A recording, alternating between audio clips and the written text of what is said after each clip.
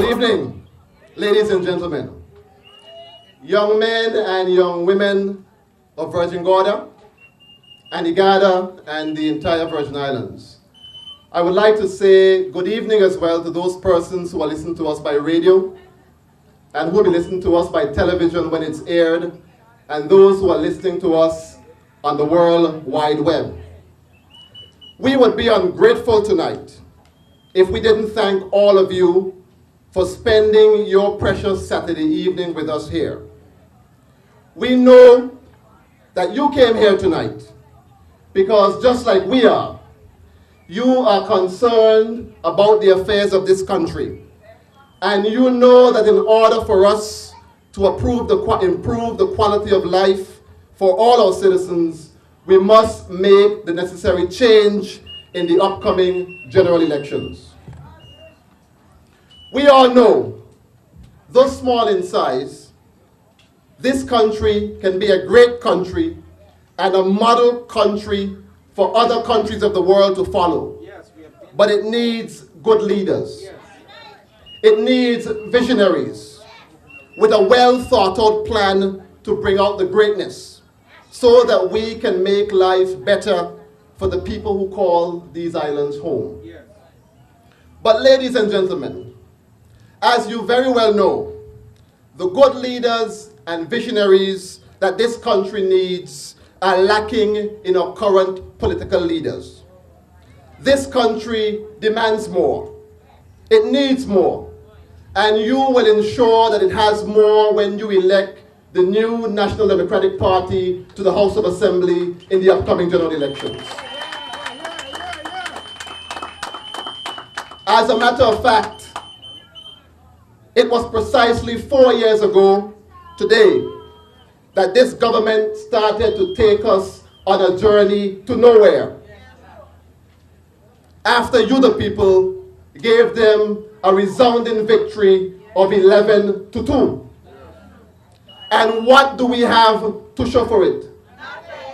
Are we better off now than we were 4 years ago? When you vote the new National Democratic Party into office in the upcoming elections, you will be setting a new beginning for our country. Together, we will embark on a crucial journey of reshaping the future of our country so that we can once again feel the hope and optimism that has disappeared over the last couple of years.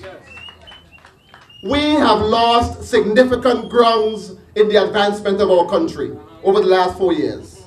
And we must make up for the lost times and lost opportunities. Fixing our economy and getting it back on the right track is key to reshaping the future of this country.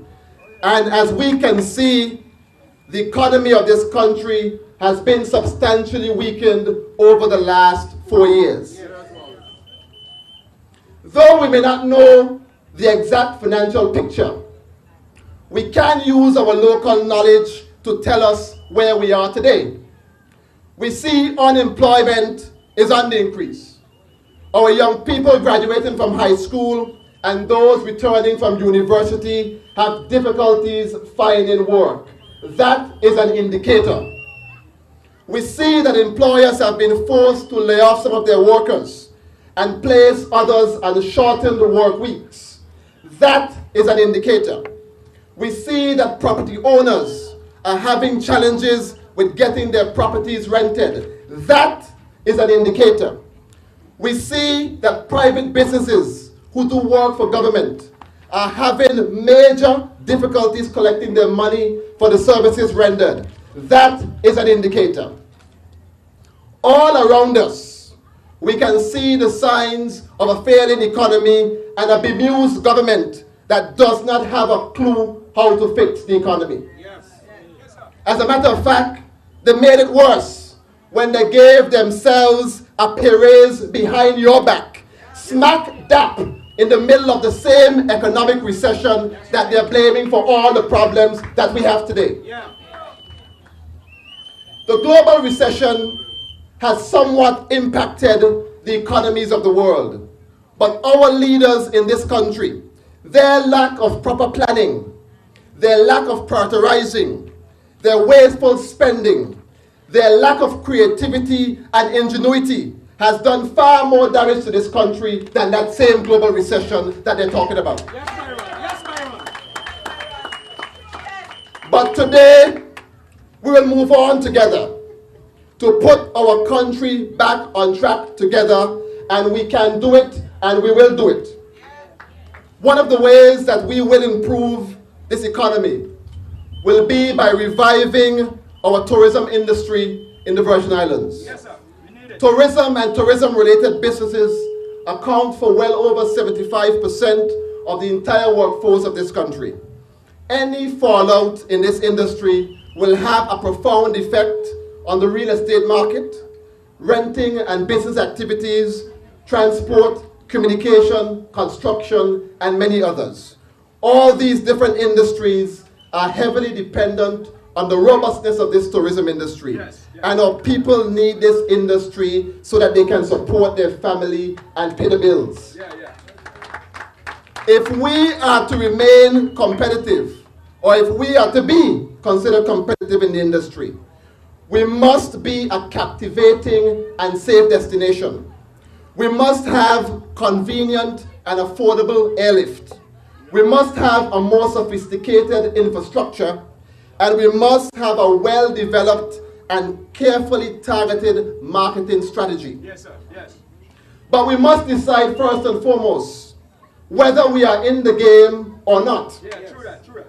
For something that is this important to us, there must be no half-stepping, because today we are competing with global destinations that offer a high-quality product, service, and attractions that are very often cheaper than we offer them. Yes.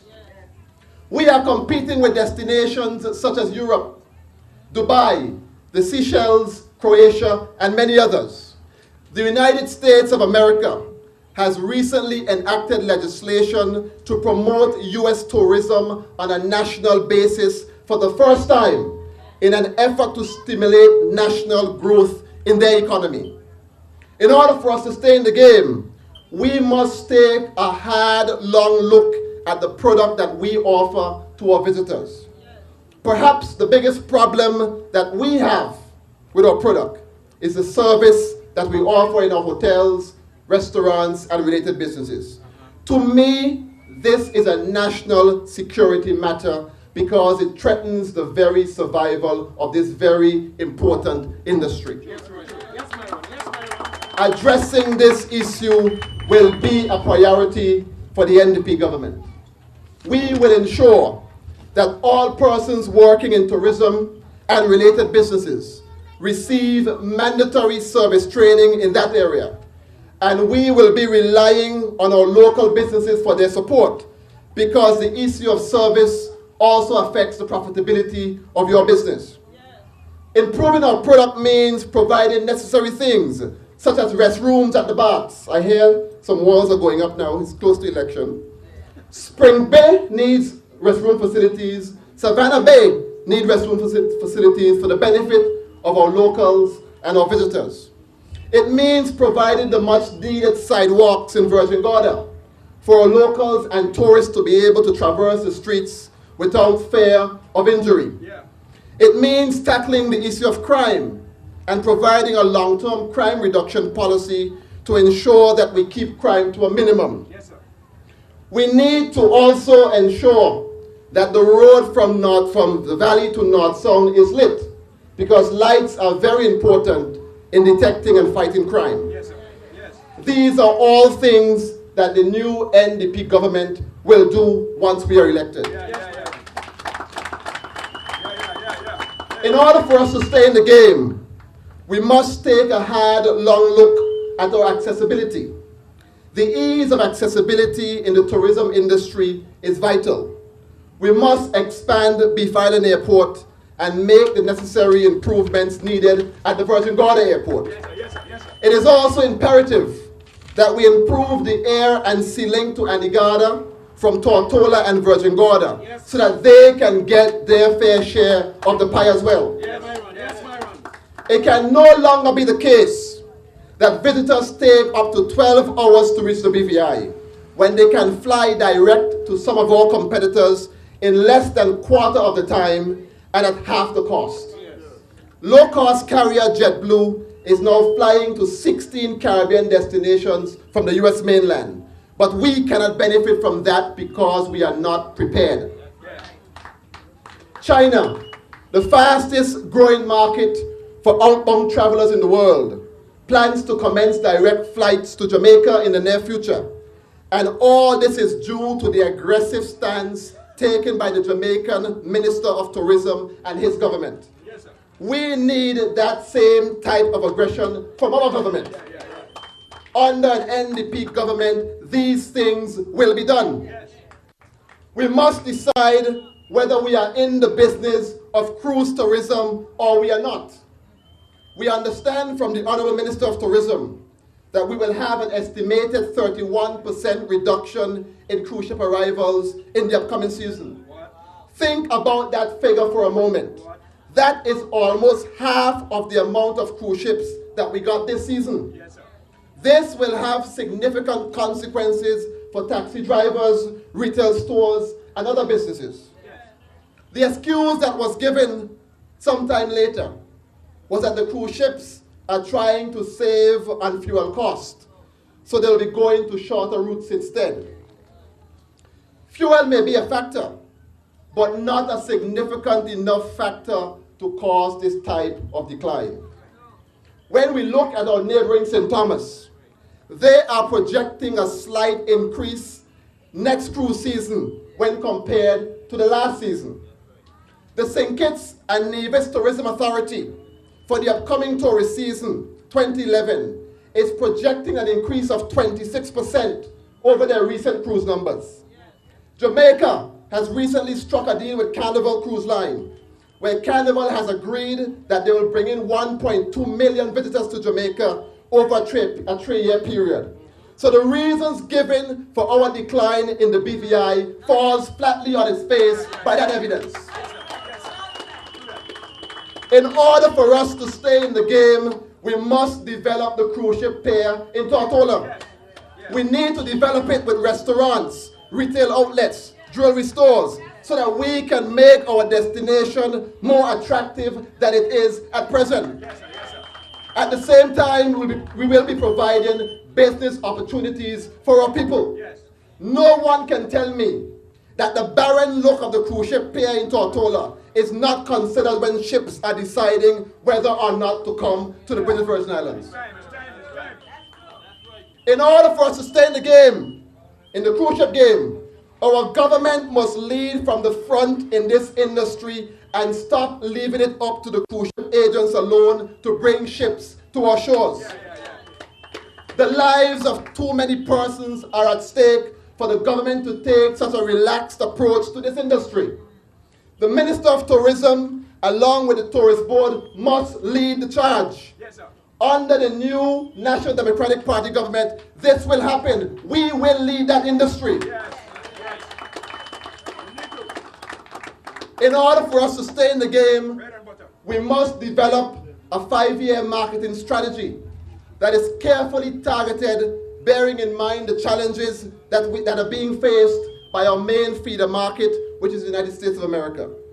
We need a marketing strategy that will make the tourist season longer, for we can no longer have our people working for 8 months of the year and sit down and do nothing for the other 4. The bills are still coming in those 4 months. Yes, sir. Yes, sir. We must allocate a larger portion of our national budget to the tourism industry. Yes. We must cease and desist from dumping money into things that are not giving us any financial returns. Yes. That is not good business practice. So I ask the people of Virgin Gorda tonight, who do you trust to get the economy of the Virgin Islands back on track? Who do you trust?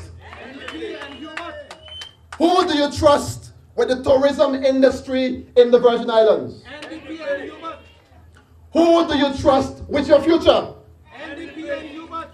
Therefore, on election day, vote for Dr. Hubert O'Neill and the NDP team all the way because we are still the best hope for this country's future. Thank you and good evening.